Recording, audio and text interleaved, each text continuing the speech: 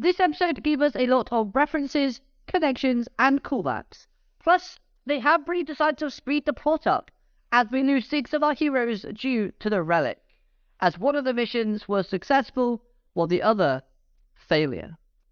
Hello everyone and welcome to Dueling with Downton, and today we're here to talk all things episode 57 of the Yugioh Go Rush anime series. A very interesting episode overall that defied my expectations going into it, since we did get some comedy, while also that injection of drama and those darker elements. Now I want to start off this review by talking about the KO girls. This was referenced twice within this episode, as we have the reference about the restaurant being underneath Goha, obviously linking us to Sarako's character who was first introduced in episode 21 of Yugioh 7's, where we had this underground restaurant. And the second connection to a Okan girl was Energy Kopiko herself. This character, who I thought basically was just your typical hot, fiery prison guard and voice actress. Turns out she's an alien. Now, this does kind of make sense as a twist, because we have never really seen Kopiko's eyes, because she's always been wearing those sunshades.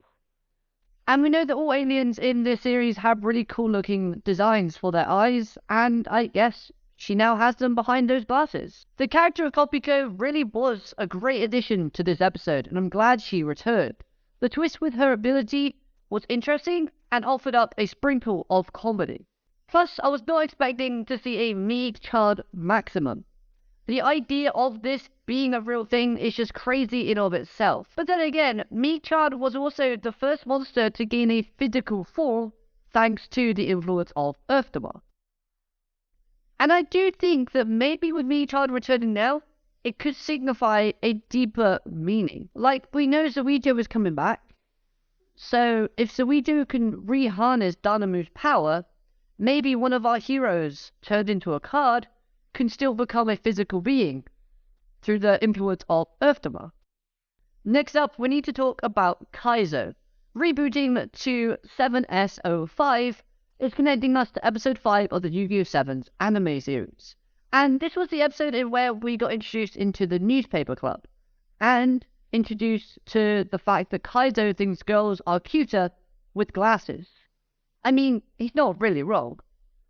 Anyways, luckily for Yugioh and Yugioh, Yugioh was wearing glasses at this moment in time, and I guess Kaizo got overexcited and just popped the lid, which of course revealed the maximums. Now, I actually did go back and rewatch all of episode 5 of 7's, and honestly I couldn't find anything super useful that could hint at a way to take down Kaizo. But I did recognize a line from Yugioh within that episode, where he said even if there's only a 0.001% chance, you should keep going until the very end, because that's what their rush jaws means to them. And I kind of get how that could be very encouraging, while also a great message to kind of keep our heroes going forward in this time of need. Because even though they got a maximum, which is a positive thing, that good news quickly turned into dreadful news as they learned about the rest of their friends becoming cards. Now, if Kaizo's reprogramming was simply to get him to blow up at the sight of a girl with glasses, then this makes Yugioh incredible at predictions. Why? Well, because we only have one hero amongst our cast that wears glasses, and that of course is Yugioh. So Yugioh would have had to have known that it would have been Yugioh who would have found Kaizo first of all, which, thinking along the lines of that logic and predicting that, makes Yugioh more of a genius than we already thought he was. Now, keeping with the references that we saw in this episode, does anyone else think of Seten Kaiba when Misugu said that they're all third rate? No? Okay.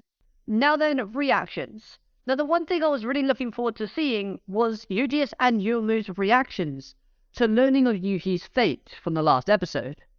And this was done brilliantly, especially from Yuumu's character. You could see a range of different emotions from Yuumu. Things like fear, worry/concern, panic, and sadness.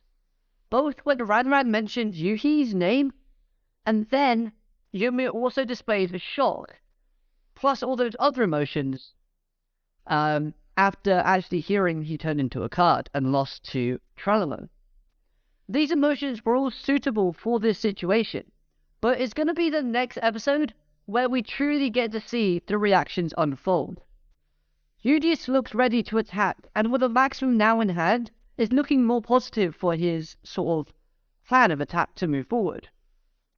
But we do see Yugioh entering the story very soon, and I think he's going to come back and ground Yugioh a little, as anger only clouds one's judgment during the art of battle.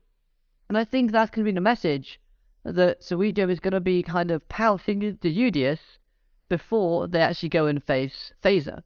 Returning to Yumu's character though, I did love how adorable the UTS report segment was, as she was just holding up Yushi's drawing and then smiling. So even when Yuki has been carded, she just wants to include him.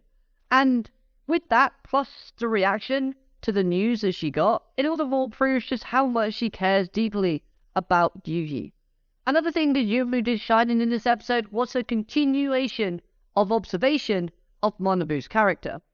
We saw in episode 54 where she continued to see through all of Manabu's questionable acting, and she does again so here within this episode. So we are going to keep with the reactions of characters, as I really did enjoy the many Manya faces and reactions she displayed with this episode. Plus, her interactions with London was just positive. She was a great influence in this episode, and yeah, she added to the comedy, becoming a more of a comedic character instead of a serious character. But I don't care, she's still great. As for a creepy reaction, well, this goes to Daname. Seeing him standing there in the dark alley with that shadowy effect over him, with a smile from ear to ear on his face, repeating how everyone went limp, was just skin-crawling. Cool. Imagine how much more terrifying and terrified Yugioh and Yumu must be feeling, with their friend standing behind them, just going, and they went limp, and they went limp. Okay, so on to Rovian. I was about to agree that she should not care about the surface, as she'd already built her name and home in the alien residency area prior to the series starting.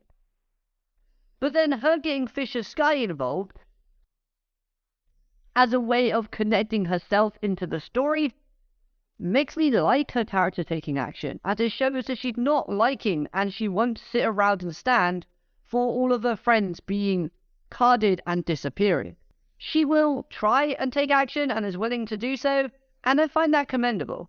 However, Vicious Sky, they must have a heart of gold, as they're kind of agreeing to help Rovian despite all the bad things that have happened. Remember, Yuna put Sky into a bag and was basically shaking it like the crazy girl from Finding Nemo. So it's like, so it's either Rovian still has some very valuable info that she can pay Sky with, or they're just that nice. Now, I'm going to talk about just some random elements that this episode did give us that I quite enjoyed. So we get to see the cards of each of our heroes now that have been carded, and I loved how everyone has the card attribute that matches their ace monsters. For example, we've got Yuga, who is the dark attribute because of 7th Road Magician. We have Manya at the water attribute. We have Yuki being earth, Isaka being fire, etc., etc. But one thing that I did notice, we did not see Yuna's card, which is very surprising. Now, obviously, Manabu could have picked it up, because he's the one who dueled Yuna, and Yuna turned into a card in that stage. But at the same time, we didn't see Ranran pick up the other heroes' cards that got carded in this episode. So, how come they appeared in this bit, but Yuna didn't? That's what really makes me kind of question and makes this whole thing more alarming. Is there something more important about Yuna's card that we need to kind of learn further? The final thing I want to point out is we see the purple-haired girl again, and she looks a lot taller now, but obviously it's been a time skip, but she's grown a lot. and I'm still convinced that she'll play a role somehow, somewhat within the story, moving on in the future. Anyways, let me know your thoughts on this episode, and if you have any comments, let me know in the comment down below. Like always, hope you enjoyed this review. If you have, hit that like button, comment, subscribe, all that good things for more things Yu-Gi-Oh! Have a great day. Arigato, matane, goodbye.